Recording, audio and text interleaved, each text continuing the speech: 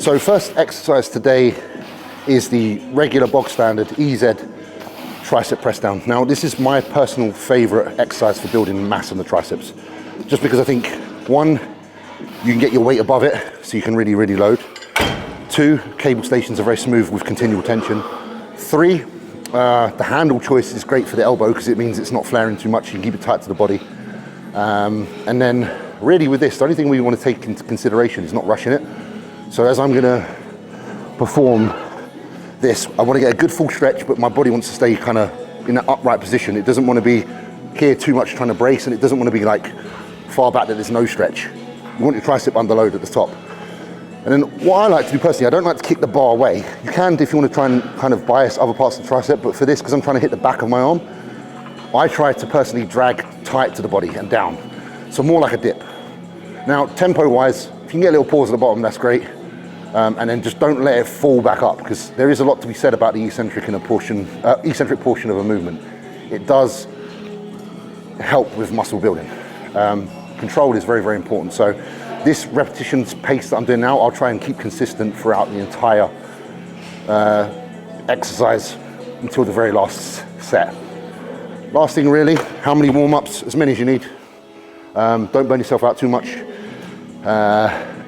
Probably somewhere between 6 and 10 reps per warm-up, and then when you get to your working weight, you ideally want to aim for like 12 to 15. I think slightly higher repetition on arms is a good thing, blood volume. And then total sets, anywhere from 2 to 3. Personally, I'm a big fan of 2 sets, but the second set maybe having a little bit of an intensifier attached to it. So whether that be a drop set, a rest pause, or a muscle round, you name it, just something to give it a little bit more spice. But you'll be fine and you'll get away with 2 sets. Last suggestion, second set, I personally like to drop the weight a little bit and focus even more on the squeeze. So yeah, that's exercise 1, EZ, tricep, cable extension. 8,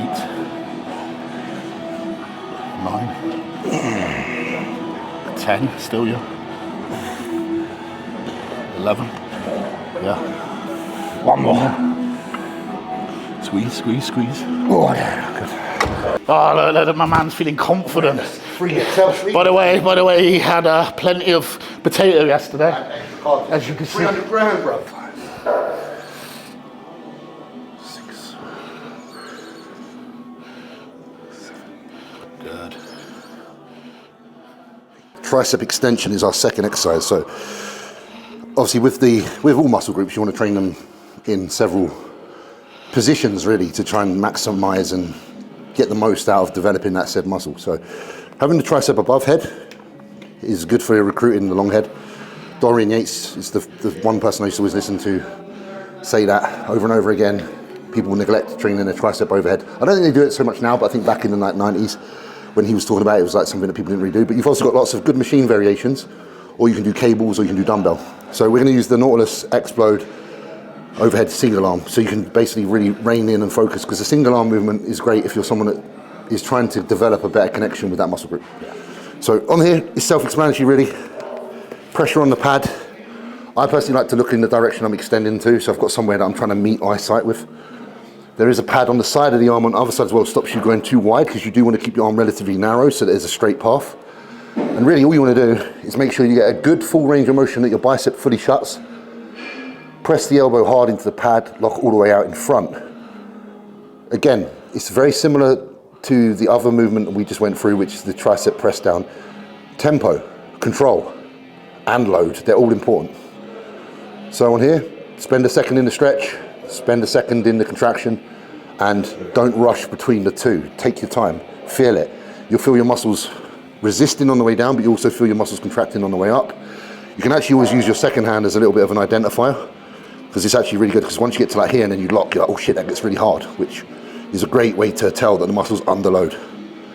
Now, be patient with this exercise. It might take a few rounds before you start feeling it, because when you got your body parts above head, obviously blood's trying to go up. You'll feel it on the leg press. If you're doing vertical leg press, stuff like that, it can take a little bit longer to get that feeling, but it's worth getting it. So that is the Nautilus overhead extension, which would be my second choice of exercise for someone that's training their triceps. Yeah, I think the right one's really good because the cam's on that side with the weight stack, so you can just get a little bit more into it immediately. It just felt like same with like leg a little bit more tension. Yeah. So my right triceps shitter anyway. So we've got to build it up, so it's good. Perfect. Heavy rep. New glass pats out by this Iron Camp. Use code Juicy15 or my code James15, but support Yours James or is it Shaq? Because, you know, I'm up and coming. He's up and coming, I need bro. it more than him. I need it more than him. He's got to pay for that growth. Hey, come on. Let's get 2 with you. Yep. 9. One more like that.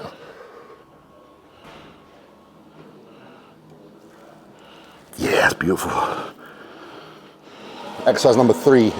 Great exercise for developing big triceps.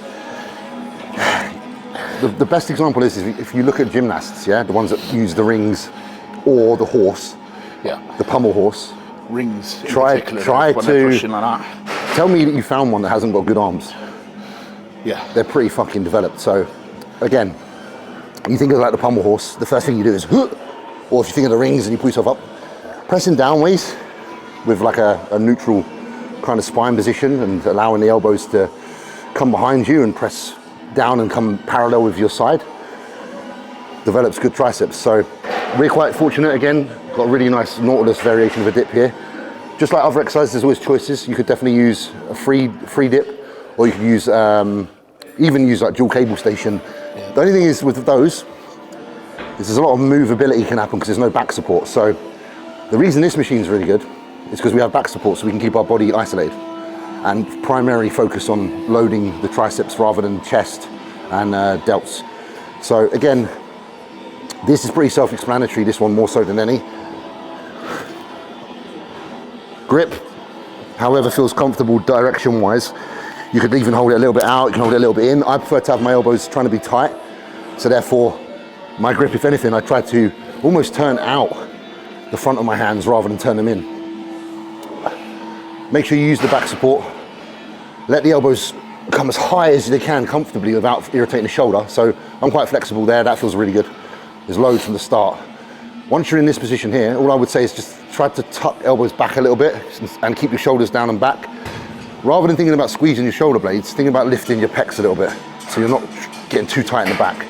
And then all you're gonna do, literally stay in that position and press down. Because the only range of motion that needs to be worried about here is what's the elbow doing in relation to the shoulder. You don't need to go beyond. I don't need my traps to lift, because if my traps lift, then I'm giving myself more range that's necessary, because the tricep isn't doing anything more there than it is from there. And again, tempo, control your tempo, use a good load, try and get a little squeeze at the bottom, try and get a little hold at the top, and don't rush the in-between. You can be explosive on the way down, meaning that generate power, but I still wouldn't rush it, and I certainly would worry about trying to keep a nice amount of control on the way up. And that's it. Again, rep ranges kind of remain the same. 8 to 12, maybe a back off that's 10 to 15. And then if you want to throw an intensifier in there, feel free to do that as well. What did you think? It's nice, it's smooth. It's good, doesn't it? Yeah, it's very, very smooth. It's a good width as well, because it's not wide, therefore it stays on the tricep. Isn't it? Yeah. Got quite good triceps you have, mate. Not too shabby. Not too shabby, those.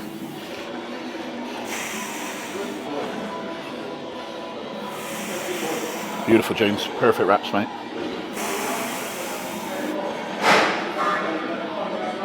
Yes.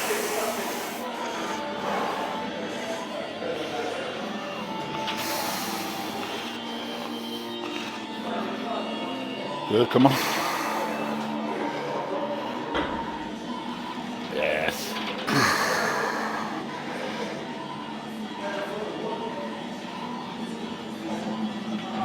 One more.